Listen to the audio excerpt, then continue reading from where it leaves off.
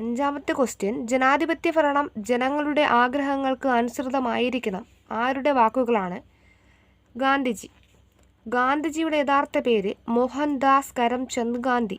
ഗാന്ധിജി ജനിച്ചത് 1869 ഒക്ടോബർ 2-ന്.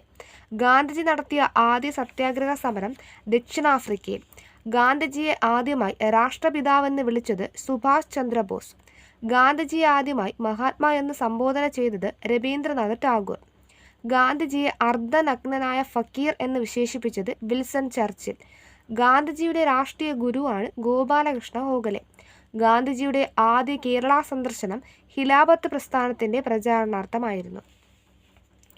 ആറാമത്തെ question, child line സ്ഥാപിതമായ വർഷം? 1996. കണക്റ്റിംഗ് ഫാക്ട്, കേരളത്തിലെ ചൈൽഡ് ഹെൽപ്പ് ലൈൻ നമ്പർ 1098. 1996 ജൂണിൽ മുംബൈയിലെ Tata institute of social science, മുംബൈയിലെ കുടുംബ ശിശുക്ഷേമ വകുപ്പിൻ്റെ ഫീൽഡ് ആക്ഷൻ പ്രൊജക്റ്റായാണ് ചൈൽഡ് ലൈൻ ആരംഭിച്ചത്. ചൈൽഡ് ലൈൻ സ്ഥാപകനാണ് ജെറു ബില്ലിമേറിയ.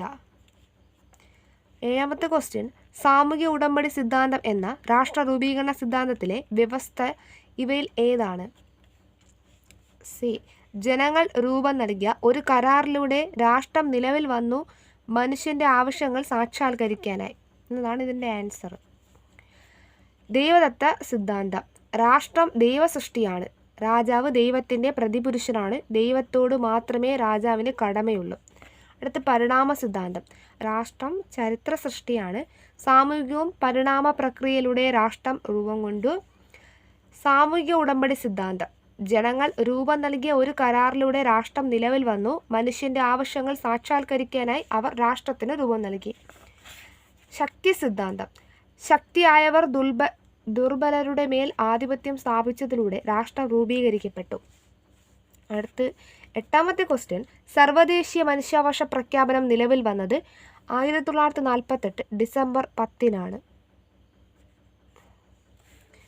കണക്റ്റിംഗ് ഫാക്ട്, അന്തസ്സോടെയും അഭിമാനത്തോടെയും മനുഷ്യരായി ജീവിക്കാനുള്ള അവകാശം സംരക്ഷിക്കുന്നതിനാണ് ഐക്യരാഷ്ട്ര സംഘടനയുടെ നേതൃത്വത്തിൽ 1948 മുതൽ ഡിസംബർ 10 മനുഷ്യാവകാശ ദിനമായി ആചരിക്കുക. ലോക മനുഷ്യാവകാശ ദിനം 2023-ൻ്റെ പ്രമേയം freedom, equality and justice for all എന്നാണ്. 1993-ലെ മനുഷ്യാവകാശ സംരക്ഷണ നിയമപ്രകാരം രൂപീകരിച്ചതാണ് ദേശീയ മനുഷ്യാവകാശ കമ്മീഷനും സംസ്ഥാന മനുഷ്യാവകാശ കമ്മീഷനും. ഒൻപതാമത്തെ ക്വസ്റ്റ്യൻ, മനുഷ്യൻ്റെ ചില പ്രവർത്തനങ്ങൾ ഉരുൾപൊട്ടൽ സാധ്യത വർദ്ധിപ്പിക്കുന്നു. എന്താണവ? ചെരുവുകൾ ഇടിച്ച് മണ്ണെടുക്കൽ, കുത്തനെ ചെരിവുള്ള ഇടങ്ങളിൽ മണ്ണിന് ഇളക്കം തട്ടുന്ന കൃഷിരീതി ചെയ്യുന്നതും, ചെരിവ് കുത്തനെയുള്ള ഇടങ്ങളിൽ വീടും മറ്റു കെട്ടിടങ്ങളും നിർമ്മിക്കൽ. കണക്റ്റിംഗ് ഫാക്ട്, കഠിനമായ മഴയിൽ ഭൂമിയിലെ സംരക്ഷിക്കപ്പെടുന്ന ജലം അതിമർദ്ദം മൂലം ഭൂസ്ഥിര നഷ്ടപ്പെടുന്നതുകൊണ്ട് ഉയർന്ന പ്രദേശങ്ങളിലെ മണ്ണും പാറയും ചുരലും ഉരുളൻ കല്ലുകളും മറ്റും ഭൂവസ്തുക്കളും വൻതോതിൽ വളരെ പെട്ടെന്ന് താണ സ്ഥലത്തേക്ക് പതിക്കുന്ന പ്രതിഭാസമാണ് ഉരുൾപൊട്ടൽ. പ്രത്യേകിച്ച് ഉയർന്ന പ്രദേശങ്ങളിൽ സംഭവിക്കുന്ന ഈ പ്രതിഭാസത്താൽ ഭൂമിക്കടിയിൽ കല്ലും മണ്ണും വെള്ളത്തോടൊപ്പം ശക്തമായി പുറന്തള്ളപ്പെടുന്നു. 10. വെള്ളപ്പൊക്കം അപകടമാവാതിരിക്കാൻ എന്തെല്ലാം മുൻകരുതലുകൾ എടുക്കണം? പുഴയോട് ചേർന്ന പ്രദേശത്ത് വീടുകൾ വയ്ക്കാതിരിക്കുക, വയലുകൾ മണ്ണിട്ട് നികത്താതിരിക്കുക, നദീതീരങ്ങളിൽ ബണ്ടുകൾ നിർമ്മിക്കുക. കണക്റ്റിംഗ് ഫാക്ട്സ്, കരപ്രദേശങ്ങളിൽ വെള്ളം ക്രമാതീതമായി വർദ്ധിക്കുന്നതിനെ വെള്ളപ്പൊക്കമെന്ന് പറയുന്നു. ഇത് പലവിധ കാരണങ്ങളാൽ സംഭവിക്കാറുണ്ട്. പ്രകൃതിക്ഷോഭമാണ് ഇതിൽ പ്രധാനപ്പെട്ടത്. അതായത് മഹാമാരി, ഉരുൾപൊട്ടൽ, വേലിയേറ്റം, മഞ്ഞുരുകൽ, സുനാമി തുടങ്ങിയവ. ജലസംഭരണികളിൽ കൂടുതൽ ജലം നിറയുന്നതോടെ അണക്കെട്ടിൻ്റെ സംരക്ഷണാർത്ഥം അധികമുള്ള ജലത്തെ തുറന്നു വിട്ടാലും വെള്ളപ്പൊക്കം ഉണ്ടാകാം.